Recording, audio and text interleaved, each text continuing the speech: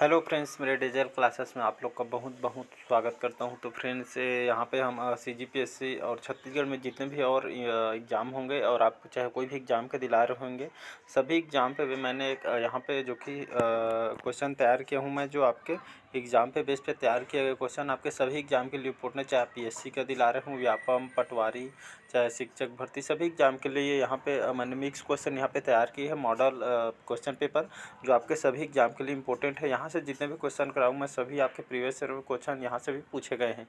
तो स्टार्ट करते हैं, हमारा थर्ड पार्ट है, बाकी दो पार्ट डल चुका है, नहीं देखे होंगे तो जाकर देख सकते हैं, सारे क्वेश्चन इंपॉर्टेंट है। और चलिए स्टार्ट करते हैं आज के सेशन। आप पहले बार चैनल में आए हुए, चैनल को सब्सक्राइब करके रख लीजिए ताकि आप तक नोटिफिकेशन पहुँच पाए। और यहाँ पे इंपॉर्टेंट क्वेश्चन कराया जाता है जो आपके हर एग्जाम के लिए इंपॉर्टेंट है। तो चलिए स्टार्ट करते हैं आज के क्वेश्चन। तो ये हमारा पॉलिटिक्स क्वेश्चन है।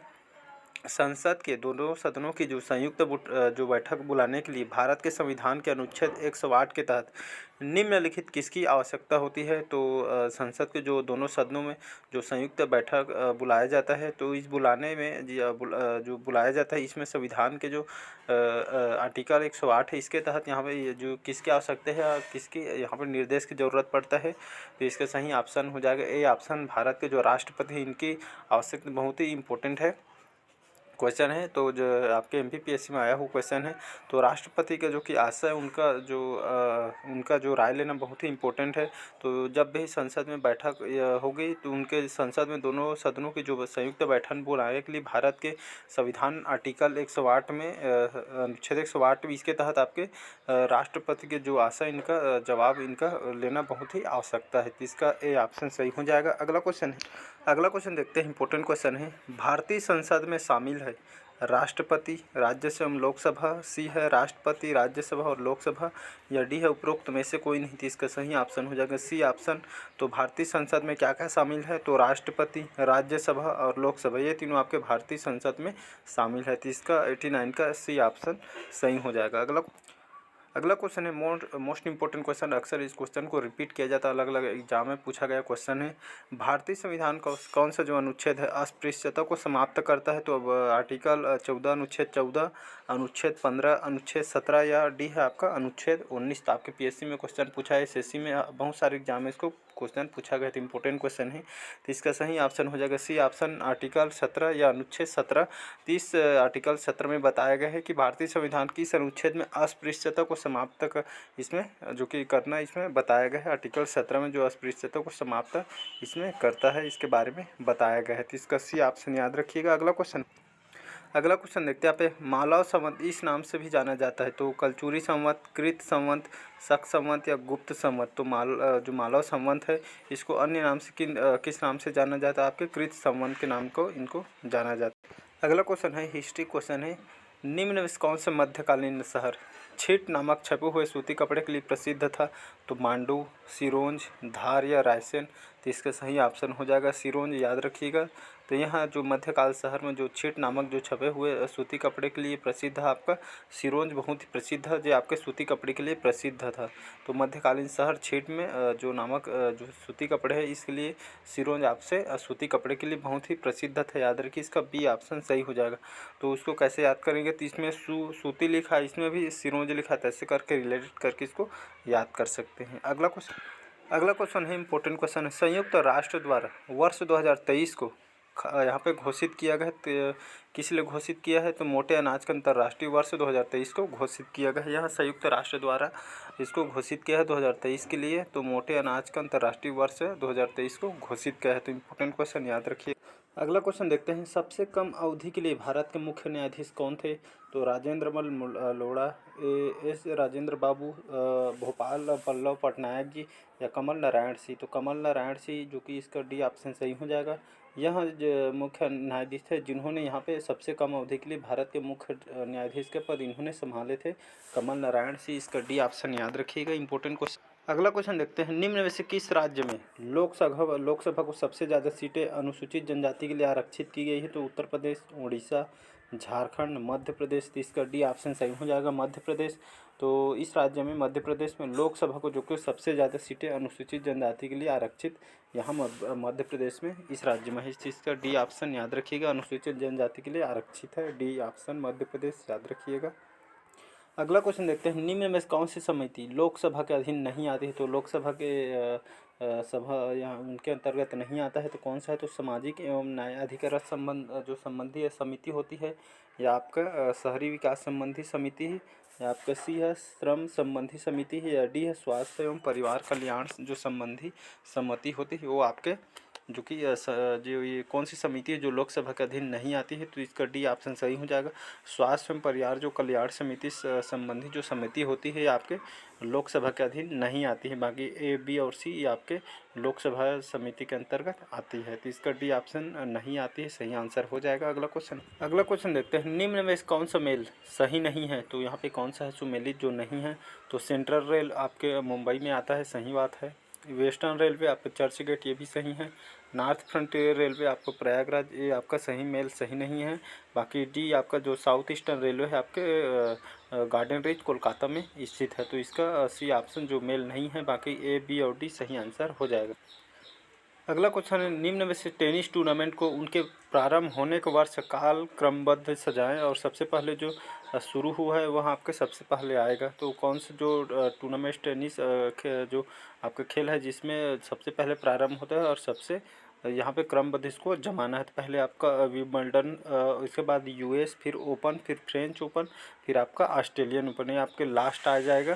तो पहले आपका विंबलडन जो टेनिस टूर्नामेंट है आपका पहला होता है, इसके बाद आपका यूएस ओपन, इसके बाद फ्रेंच ओपन, फिर आपका ऑस्ट्रेलियन ओपन। ये आपके आपका टेनिस टूर्नामेंट है जो कि वर्ष में जो लगातार जो कि स्टार्ट होता है ऐसे। तो विंबलडन, फिर ओपन, फिर फ्रेंच ओपन, फिर ऑस्ट्रेलियन ओपन आपका लास्ट में होता है। अगला क्वेश्चन है, यह टेक्नोलॉजी से क्वेश्चन है, नाविक जो है इसका फुल फॉर्म होता है? तो यहाँ नेविगेशन विथ इंटरनेशनल कंट्रोल, या नेविगेशन विथ आपके इंडियन कॉन्स्टिट्यूशन है, या है नेविगेशन विथ इंडियन कोस्टल है, या डी है नेविगेशन विथ इंडियन कोऑपरेशन है? तो इसका सही ऑप्शन हो जाएगा, जो नाविक होता है इसका फुल फॉर्म होता है आपका नेविगेशन विथ इंडियन आपका कॉन्स्टिट्यूशन, इसका फुल फॉर्म होता है। आपके एग्जाम में पूछा गया क्वेश्चन है। अगला क्वेश्चन देखते हैं, वयस्कों को दी जाने वाली जो कोविशील्ड वैक्सीन की प्रत्येक डोज की मात्रा कितनी होती थी?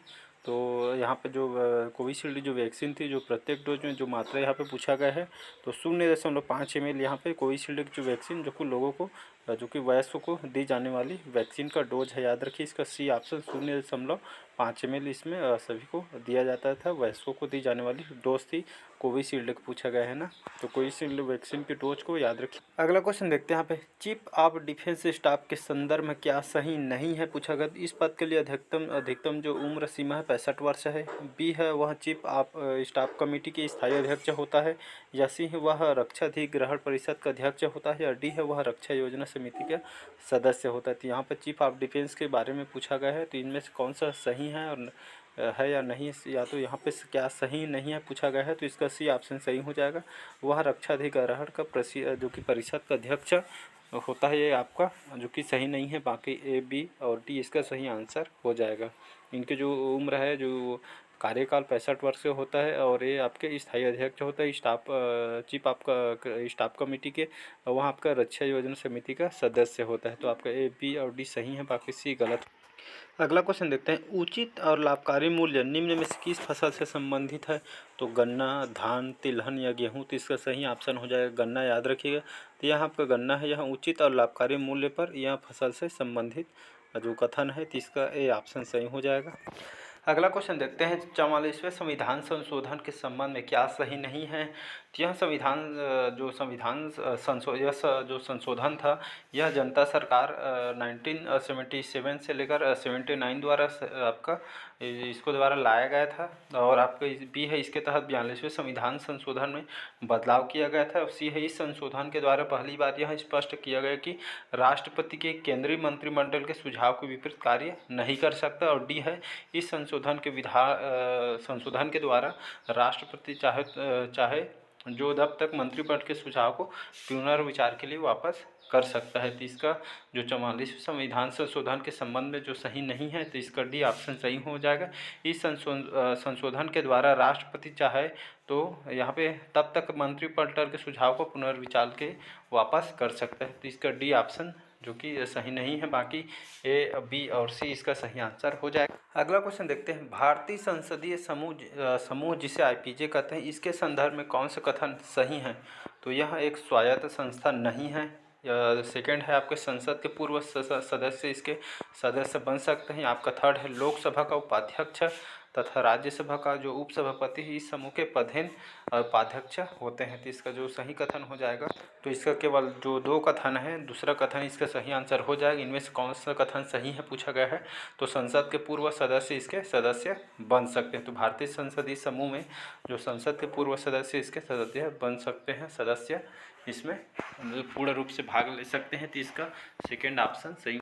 अगला क्वेश्चन देखते हैं, वित्त आयोग के संदर्भ में कौन सा जो कथन है सही है? तो आयोग में कुल 5 सदस्य होते हैं। सेकंड है आयोग में कम से कम एक सदस्य हाई या सुप्रीम कोर्ट का जज होना चाहिए। या थर्ड है आयोग का अध्यक्ष पुनः नियुक्त नहीं किया जा सकता है। या चौथा आयोग के प्रथम अध्यक्ष के आपके संधानम थे। तो इसका सही ऑप्शन हो जाएगा डी ऑप्शन, जो पहला जो कथन है आपका सही हो जाएगा। तो वित्त आयोग जो होते हैं, जो इनका जो आयोग में कुल 5 सदस्य होते हैं वित्त आयोग में, तो इस वो आपको पहला कथन सही आंसर हो।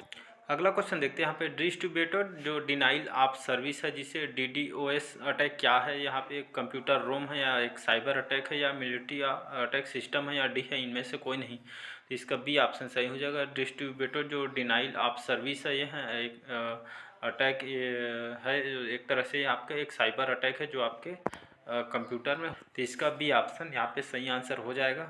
तो आज का सेशन कैसा लगा कमेंट करके ज़रूर बताइए। यहाँ पे मिक्स क्वेश्चन कराया जा रहा है जो आपके सभी एग्जाम के लिए इंपॉर्टेंट है। मॉडल आंसर है जो आपके हर एग्जाम के लिए इंपॉर्टेंट है। आपके आने वाला है PSC के एग्ज़ाम, पुलिस के एग्ज़ाम, तो सभी एग्जाम के लिए इंपॉर्टेंट है। अगर आप चैनल में नए हो चैनल को सब्सक्राइब करके रख लीजिएगा ताकि आप तक नोटिफिकेशन पहुँच पाए।